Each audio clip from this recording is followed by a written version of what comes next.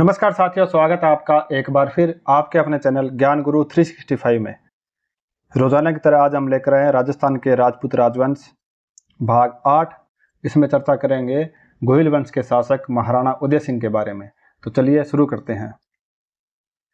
महाराणा उदय सिंह का शासनकाल 1540 से लेकर 1572 ईस्वी तक रहा था।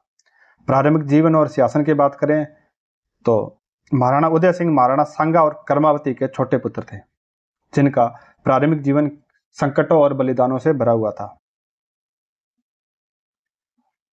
जन्म और बचपन की बात करें तो उदय सिंह का जन्म सांगा और कर्मावती के घर हुआ। 1535 ईस्वी में चित्तौड़ के दूसरे साके के दौरान कर्मावती ने उन्हें बूंदी भेजकर सुरक्षित किया। 1536 ईस्वी में विक्रमादित्य की हत्या के बाद बनवीर ने उदय सिंह को मारने का प्रयास किया। तो बचाया किसने? पन्नादाई ने। तो पन्नादाई का बलिदान देखें तो उदय सिंह की धाय मां पन्ना ने अपने पुत्र चंदन का बलिदान देकर उदय सिंह को बचाया। पन्ना ने उन्हें चित्तौड़ से कुंभलगढ़ ले जाकर किलेदार आशा देवपुरा की शरण में रखा, जो स्वामी भक्ति का प्रतीक है। सिंहासन प्राप्ति 1540 ईस्वी में। 1537 ईस्वी में कुंभलगढ़ में मालदेव के सहयोग से उदय सिंह का राज्याभिषेक हुआ था। गौरीशंकर हीराचंद ओझा, उनकी पुस्तक है जोधपुर का इतिहास, भाग 1 पृष्ठ संख्या 289 में ये लिखा हुआ है। और 1540 ईस्वी में मेवाड़ी सरदारों कोठारिया, केलवर, बागौर और राठौड़ सरदारों के सहयोग से उदय सिंह ने बनवीर को हराकर चित्तौड़ की गद्दी प्राप्त की। राजनीति और गठबंधन देखें तो उदय सिंह ने अपनी स्थिति मजबूत करने के लिए क्षेत्रीय गठबंधनों और कूटनीति का सहारा लिया। उनका शासनकाल शेरशाह, अकबर और अन्य क्षेत्रीय शक्तियों के साथ टकरावों से भरा हुआ था। पहले इनकी रणनीति थी विवाह गठबंधन की। तो उदय सिंह ने पाली के अखेराज, सोनगरा और खेरवा के ठाकुर जेतर सिंह की पुत्रियों से विवाह किया, जिसने मेवाड़ की राजनीतिक स्थिति को मजबूत किया। सोनगरे अखेराज के समर्थन ने उनके समर्थकों की संख्या बढ़ाई थी। मालदेव और राठौड़ों का समर्थन। मालदेव और राठौड़ सरदारों ने बनवीर को हराने में महत्वपूर्ण भूमिका निभाई। यह गठबंधन उदय सिंह के लिए निर्णायक था। कूटनीतिक रणनीति की बात करें तो 1543 ईस्वी में शेरशाह के चित्तौड़ पर आक्रमण की आशंका में उदय सिंह ने किले की कुंजियां भेजकर युद्ध टाला।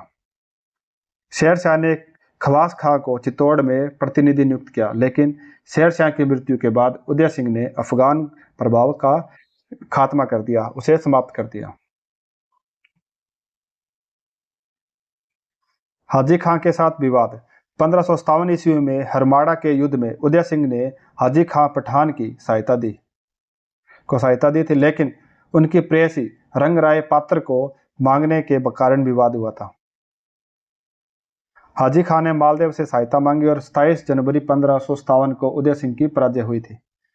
आश्रय नीति की बात करें तो 1562 ईस्वी में उदय सिंह ने मालवा के पराजित शासक बाज बहादुर और मेड़ता के जयमल को शरण दी, जो उनकी उदारता और क्षेत्रीय प्रभाव को बढ़ाने की रणनीति को दर्शाता है।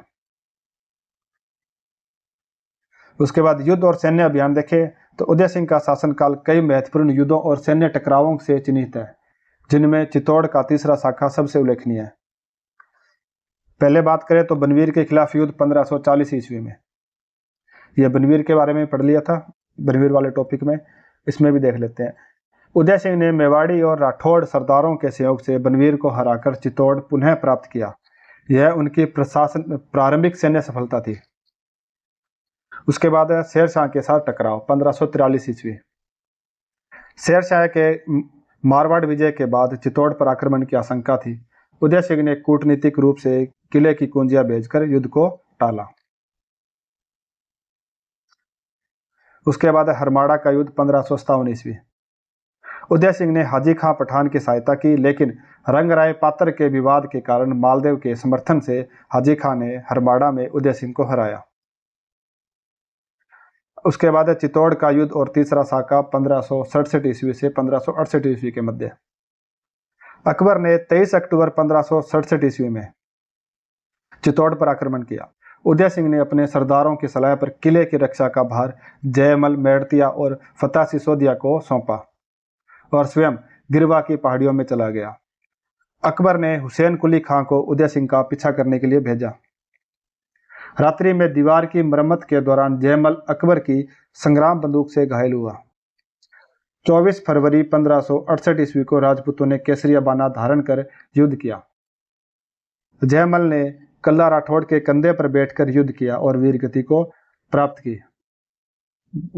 प्राप्त हुए। कल्ला और फत्ता भी मारे गए। फत्ता की पत्नी फूल कमर के नेतृत्व में जौहर हुआ, जो चित्तौड़ का तीसरा साका कहलाता है। ईश्वरदास चौहान ने अकबर के हाथी को खंजर मारकर वीरता दिखाई। 25 फरवरी 1568 ईस्वी को अकबर ने किले पर कब्जा कर 30,000 लोगों का कत्लेआम करवाया। अब उदय सिंह की उपलब्धियां देखें तो उदय सिंह के शासनकाल में कई महत्वपूर्ण उपलब्धियां थी जो मेवाड़ के इतिहास में उनके योगदान को दर्शाती है। पहली है उदयपुर की स्थापना 1559 ईस्वी में। उदय सिंह ने अरावली की उपत्यकाओं यानी कि अरावली पर्वतमाला के पास की भूमि या घाटियों में उदयपुर नगर बसाया और इसे मेवाड़ की नई राजधानी बनाया। उन्होंने उदय सागर झील और मोती मगरी के सुंदर महलों का निर्माण करवाया, जो मेवाड़ की सांस्कृतिक और स्थापत्य समृद्धि को दर्शाता है। चित्तौड़ की पुनर्प्राप्ति 1540 ईस्वी में उदय सिंह ने बनवीर को हराकर चित्तौड़ को पुनः मेवाड़ के नियंत्रण में लाया, जो उनकी प्रारंभिक सफलता थी। उसके बाद आश्रय नीति की बात करें तो बाज बहादुर और जयमल को शरण देना उनकी उदारता और क्षेत्रीय प्रभाव को दर्शाता है। यह नीति मेवाड़ की प्रतिष्ठा को बढ़ाती है। उदय सिंह की मृत्यु की बात करें तो उदय सिंह का अंतिम काल दुखद रहा था। मृत्यु इनकी 1572 ईस्वी में हुई थी। चित्तौड़ के पतन 1568 ईस्वी ने उदय सिंह को गहरा आघात पहुंचाया। वह बीमार रहने लगा और 28 फरवरी 1572 को होली के दिन गोगुंदा में उनकी मृत्यु हो गई। अब उदय सिंह के ऐतिहासिक महत्व की बात करें तो उदय सिंह का शासनकाल मेवाड़ के इतिहास में एक संक्रमण काल था। जयमल और फत्ता की वीरता। अकबर ने जयमल और फत्ता की वीरता से प्रभावित होकर आगरा के किले के बाहर उनकी गजारूढ़ पाषाण मूर्तियां बनवाई। उनकी छतरियां चित्तौड़ में उनकी वीरता की गवाही देती है। उदयपुर का योगदान देखें तो उदयपुर की स्थापना मेवाड़ के इतिहास में एक मील का पत्थर है, जिसने मेवाड़ को एक नया सांस्कृतिक और राजनीतिक केंद्र दिया। अब उदय सिंह की आलोचना के बारे में देखें तो उदय सिंह की चित्तौड़ छोड़ने की रणनीति को कुछ इतिहासकार ने कमजोरी माना, लेकिन यह मेवाड़ की दीर्घकालिक सुरक्षा के लिए रणनीतिक निर्णय था। उनकी शरण नीति ने अकबर के आक्रमण को प्रेरित किया था, अबुल फजल, निजामुद्दीन और बदायूनी के अनुसार। विरासत की बात करें तो उदय सिंह ने मेवाड़ की स्वतंत्रता को बनाए रखने का प्रयास किया और उदयपुर की स्थापना के माध्यम से मेवाड़ के गौरव को नया आधार दिया। तो आज के लिए बस इतना ही। मिलते हैं कल एक नए टॉपिक के साथ। तब तक के लिए धन्यवाद। अगर आपको वीडियो अच्छा लगा तो वीडियो को लाइक करें, कमेंट करें और यूट्यूब चैनल को सब्सक्राइब जरूर करें। मिलते हैं कल। तब तक के लिए धन्यवाद। पढ़ते रहें, बढ़ते रहें, सीखते रहें। जय हिंद, जय भारत।